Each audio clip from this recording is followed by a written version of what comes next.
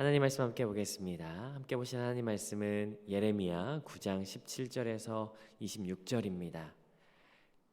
예레미야 9장 17절에서 26절 다 찾으신 줄 알고 우리 한 목소리로 합독하겠습니다. 함께 읽습니다. 시작.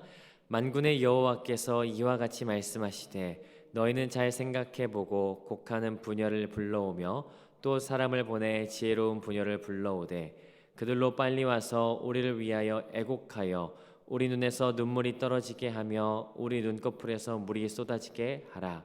이는 시온에서 통곡하는 소리가 들리기를 우리가 아주 망하였구나. 우리가 크게 부끄러움을 당하였구나.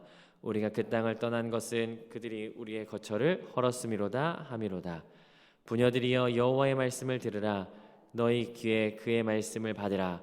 너희 딸들에게 애곡하고 각기 이웃에게 슬픈 노래를 가르치라. 무릇 사망이 우리 창문을 넘어 들어오며 우리 궁실에 들어오며 밖에서는 자녀들을 거리에서는 청년들을 멸절하려 하느니라. 너는 이같이 말하라. 여호와의 말씀에 사람의 시체가 분토같이 들에 떨어질 것이며 추수하는 자의 뒤에 버려져 거두지 못할 곡식단같이 되리라 하셨느니라. 여호와께서 이같이 말씀하시되 지혜로운 자는 그의 지혜를 자랑하지 말라.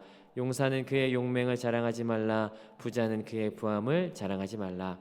자랑하는 자는 이것으로 자랑할지니 곧 명철하여 나를 아는 것과 나 여호와는 사랑과 정의와 공의를 땅에 행하는 자인 줄 깨닫는 것이라. 나는 이 일을 기뻐하노라. 여호와의 말씀이니라. 여호와의 말씀이니라. 보라, 날이 이르면 할례 받은 자와 할례 받지 못한 자를 내가 다 벌하리니 곧 애굽과 유다와 에돔과 암몬 자손과 모압과 및 광야에 살면서 살적을 꺾은 자들에게라. 무릇 모든 민족은 할례를 받지 못하였고 이스라엘은 마음의 할례를 받지 못하였느니라 하셨느니라. 아멘. 함께 말씀을 살펴보도록 하겠습니다. 우리는 예레미야를 함께 묵상하고 있습니다. 성경 66권 중에 가장 비통한 책, 가장 눈물이 많이 묻어나는 책을 꼽아라 라고 한다면 아마 주저하지 않고 두말할 것 없이 예레미야라고 말할 수 있을 것입니다. 그래서 우리는 예레미야의 저자, 예레미야 선지자를 눈물의 선지자라고 말하죠. 여러분, 예레미야가 눈물이 많다라고 하는 것은 감성이 풍부해서가 아닙니다. 예레미야가 서 있던 그 자리가 사실은 눈물 없이는 견딜 수 없는 자리였기 때문에 눈물을 흘릴 수밖에 없었죠. 여러분 아시겠지만 주전 586년에 예루살렘이 함락되면서 예루살렘은 역사 속으로 이제 유다는 역사 속으로 사라지게 됩니다. 여러분 그 멸망이 있기 40년 전에 하나님께서는 이 선지자를 부르셔서 예루살렘이 멸망해 가는 모든 과정을 눈으로 보게 하시고 그 과정 가운데 하나님의 말씀을 대언하게 하셨어요. 여러분 이미 오래전에 가마에 불이 붙여졌습니다. 아버지 히스기야와 정반대의 길을 갔던 그 므낫세 때 하나님께서는 유다를 흩어버리기로 결정하셨고 조금도 나아짐이 없었던 그 이스라엘 때문에 이미 불이 붙어진 가마는 끓기 시작한 것이에요. 그리고 죄악은 재앙을 끌어당기고요. 끓는 가마가 그 끌어당기는 재앙으로 인해서 점점 기울어지기 시작하는 것이죠. 여러분 이때를 예레미야가 살아갑니다. 그리고 이때 하나님의 말씀을 예언하기 시작하는 것이에요. 그 예언은 다른 것이 아니었습니다. 내 사랑하는 조국, 내 나라가 곧 망한다 라고 하는 말을 전해야 하는 것이에요. 여러분 만약에 여러분이 나라가 망합니다 라고 하는 예언을 선포한다 라고 가정해 보지 않으시겠습니까? 여러분 쉽겠습니까? 아니요, 절대 쉽지 않아요. 사람들이 굉장히 싫어해요. 사람들이 때리고요, 가둬버리고요, 던지기까지 합니다. 그럼에도 전해야 하는 그 예레미야, 그 선지자의 마음 가운데 눈에는 항상 눈물이 고여 있을 수밖에 없었을 것입니다. 그 눈물을 머금고 전하는 그 메시지가 바로 예레미야이죠. 여러분 이 예레미야를 우리가 구분하는 방법은 여러 가지가 있습니다. 그러나 쉽게 구분한다면 예레미야의 사역에 따라서 둘로 구분할 수 있는데요. 1장부터 38장까지는 예루살렘이 멸망하기까지 전한 말씀이 적혀져 있어요. 그리고 39장부터 52장까지는 예루살렘이 멸망한 이후에 전하는 말씀들이 적혀져 있죠. 아마 우리가 묵상하는 8월까지는 이 40년 동안 전한 예루살렘이 멸망하기 전에 전했던 그 말씀들이 여기 가운데 기록되어 있는 것을 보게 됩니다. 여러분, 우리가 계속해서 말씀을 묵상하면서 발견하는 것은 지속적으로 멸망을 예언한다라고 하는 것이에요. 반복적으로 계속해서 어제 멸망을 묵상했는데 오늘 또 멸망을 이야기한다라고 하는 것이죠. 오늘 본문도 마찬가지입니다. 멸망을 또 말씀하시거든요. 오늘 본문 세 단락으로 구분할 수 있을 것 같아요. 여러분도 아마 쉽게 구분하실 수 있을 것 같습니다.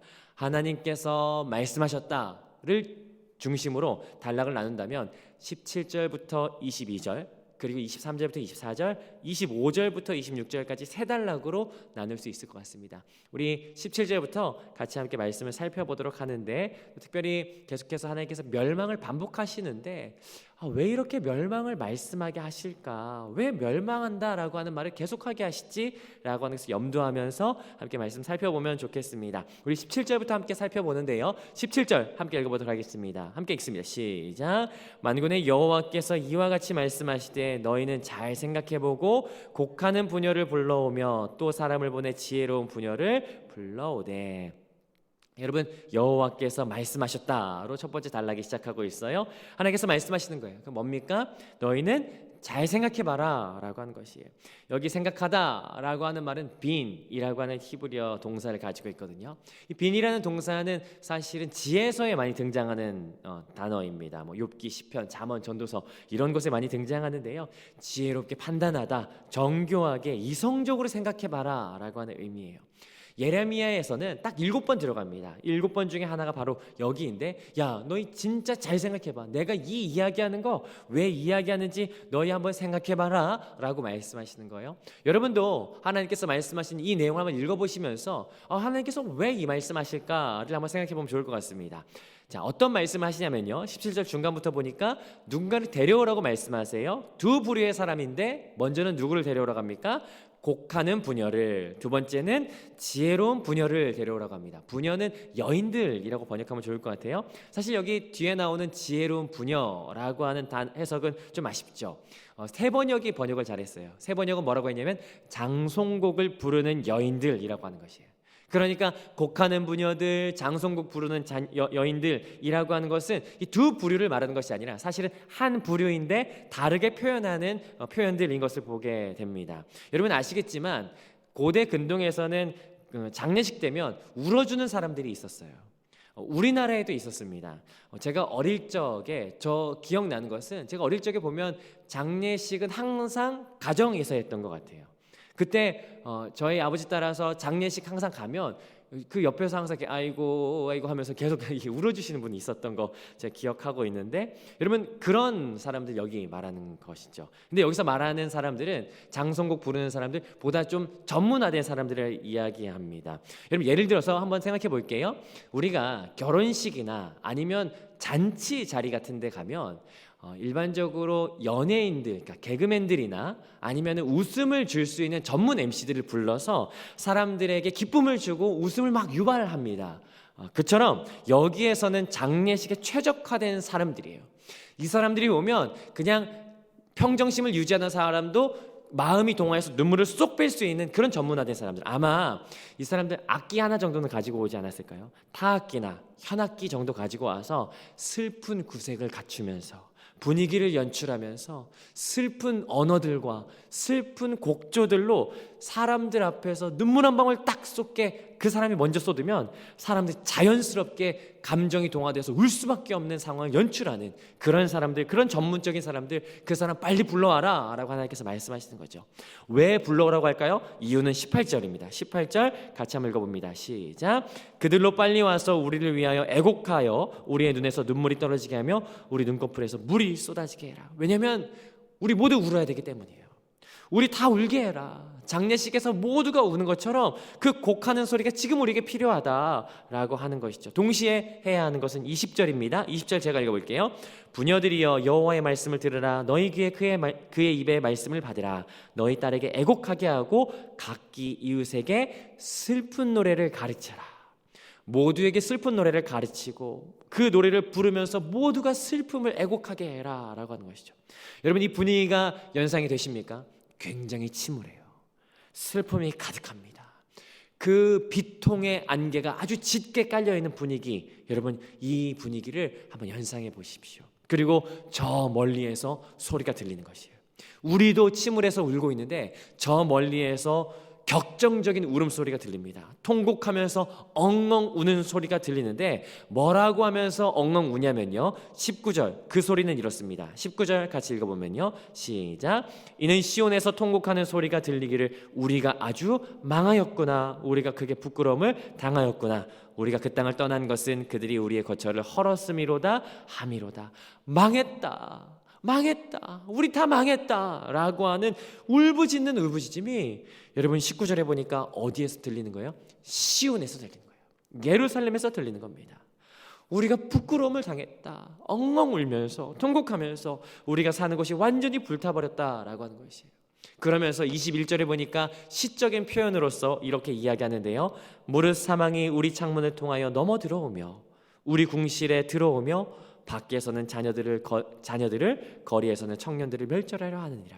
여러분 시적인 은유가 드러나죠. 사망이 마치 능숙한 도적처럼 창문을 넘어서 오는 것이에요.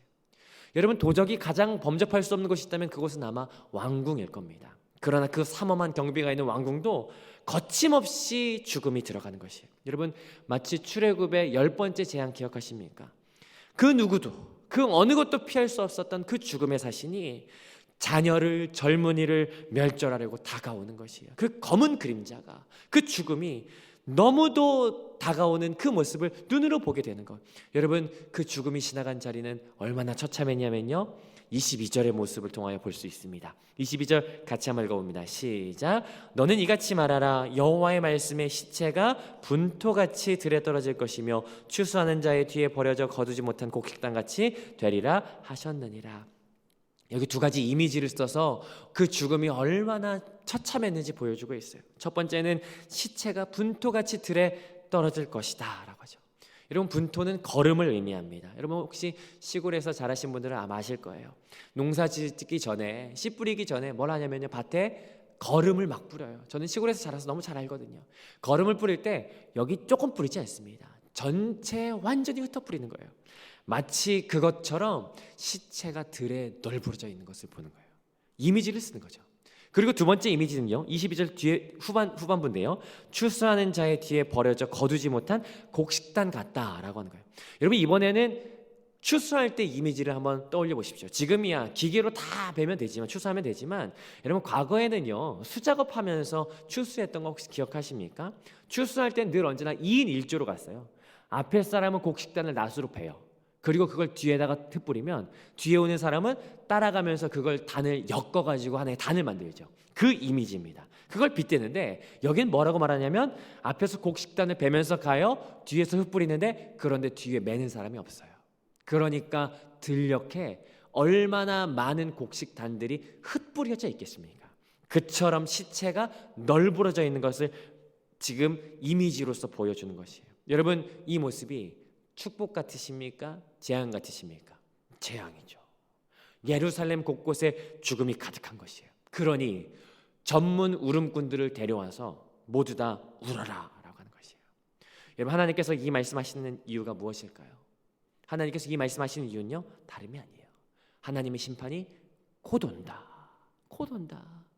그 심판은 그 누구도 막을 수 없다. 누구도 피할 수 없다라고 하는 것이에요. 사실 우리에게 다가오는 고난들이 있어요.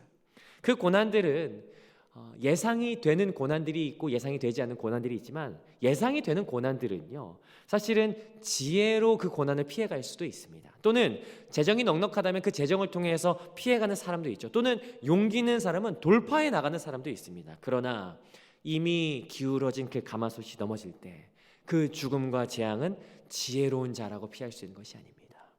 부자라고 피할 수 있는 것이 아니에요. 용맹하다고 피할 수 있는 것이 아닙니다. 그리고 그 심판이 곧 온다는 것인데, 그러므로 두 번째 단락부터 시작하는 23절을 읽어보면요, 23절 함께 읽습니다. 시작. 여호와께서 이같이 말씀하시되 지혜로운 자는 그의 지혜를 자랑하지 말라, 용사는 그의 용맹을 자랑하지 말라, 부자는 그의 부함을 자랑하지 말라. 하나님이 이미 작정하신 그의 재앙 앞에 지혜자야, 용사야, 부자야, 너희 아무것도 할 수 없다. 그 진노를 피할 자는 아무도 없다라고 하는 것을 이야기하는 것이에요. 그러면 이 진노의 때에 필요한 것이 있죠. 그것을 바로 24절이 이야기합니다. 그건 다름 아니라 24절 같이 한번 읽어봅니다. 시작. 자랑하는 자는 이것으로 자랑할지니라 곧 명철하여 나를 아는 것과 나 여호와는 사랑과 정의와 공의를 땅에 행하는 자인 줄을 깨닫는 것이라. 나는 이 일을 기뻐하노라. 여호와의 말씀이니라. 이것은 하나님께서 원하시는 것이기도 하죠. 그것은 무엇입니까? 하나님을 아는 것이에요. 여기 알다라고 하는 것은 히브리어로 야다라고 하는 동사인데요, 그냥 피상적으로 아는 것이 아닙니다. 마치 어떤 연예인을 우리가 안다라고 하는 그 인식적인 알미 아닙니다. 아니면 내가 앞에 있는 슈퍼 아저씨를 아는 것처럼 정보적으로 아는 것이 아니에요. 이 안다라고 하는 것은 내가 아내를 알듯 부부간에 서로를 아는 듯이 깊은 관계 속에서 서로를 경험하며 아는 그런 알을 이야기하는 것이죠. 그러므로 여기에서 말하는 하나님을 아는 것이라고 하는 것은 단순히 안다라는 것이 아니에요.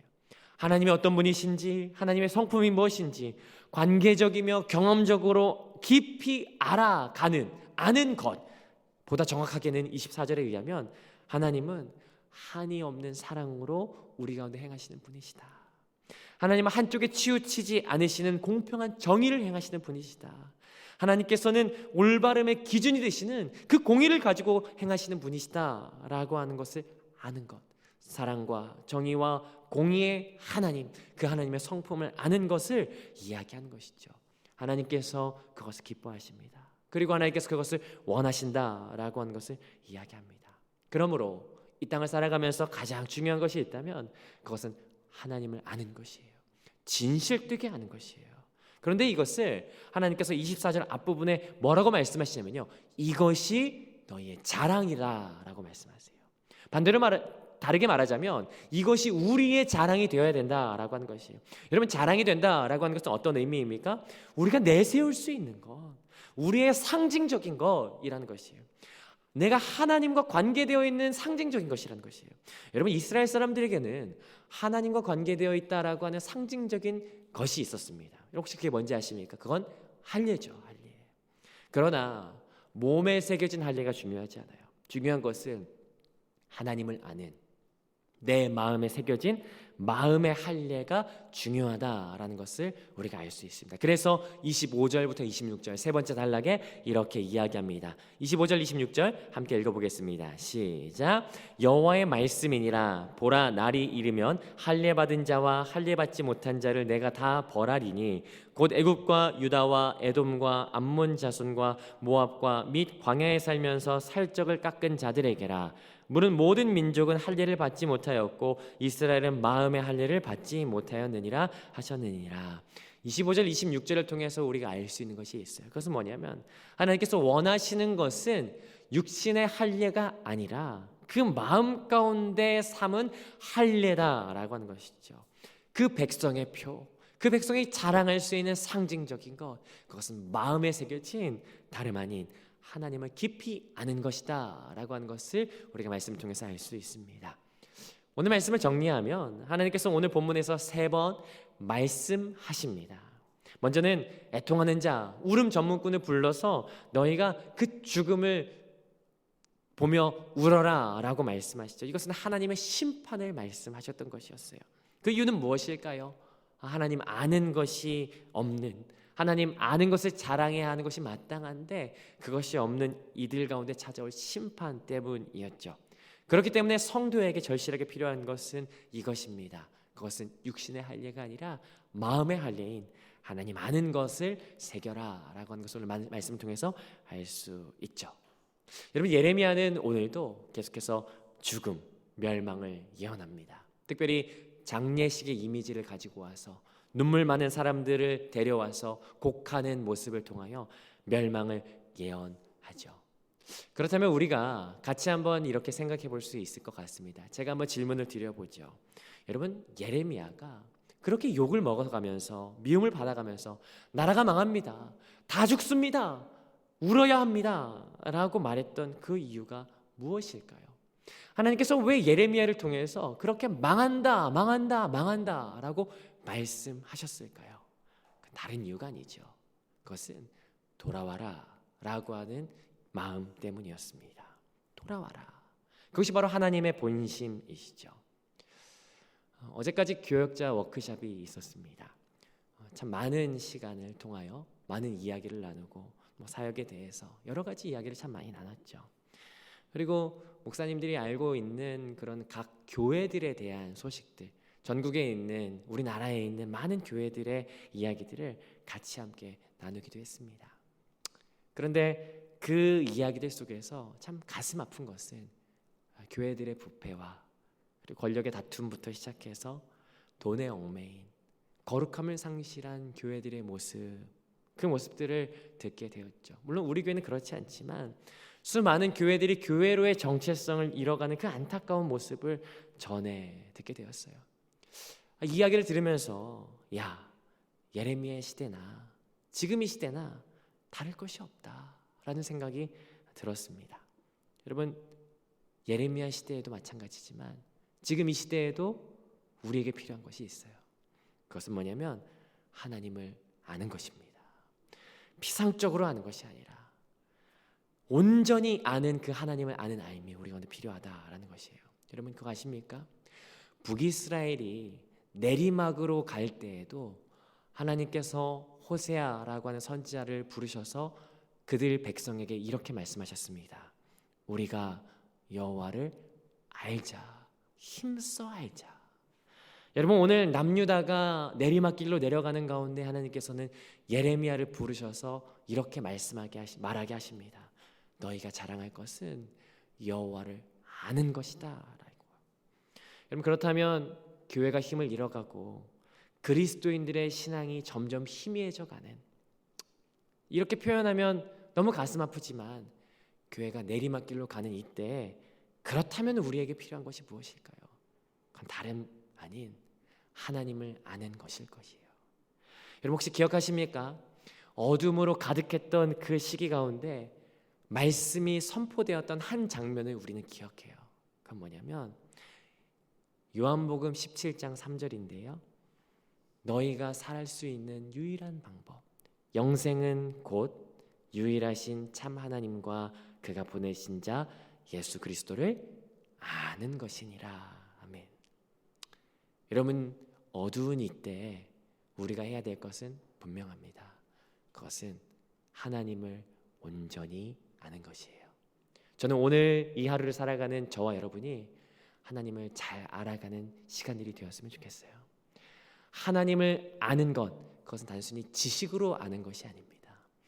그분이 어떠함과 그분이 우리 가운데 행하시며 그분과 함께 동행하는 것이 무엇인지를 관계적으로 경험적으로 깊이 체험하며 경험하며 알아가는 그 귀한 알미, 오늘 이 하루 가운데 저와 여러분 가운데 있기를 주님의 이름으로 축복합니다. 더불어 이 어두운 시대, 눈물이 나야만 하는 이 고통의 시대 가운데 하나님께서 원하시는 그 마음인 하나님 아는 것에 하나 되는 우리 모든 교회가 되시기를 주님의 이름으로 축복합니다. 그렇게 기도하며 간구하며 붙들며 나아가는 오늘 하루가 되시기를 주님의 이름으로 축복합니다. 아멘.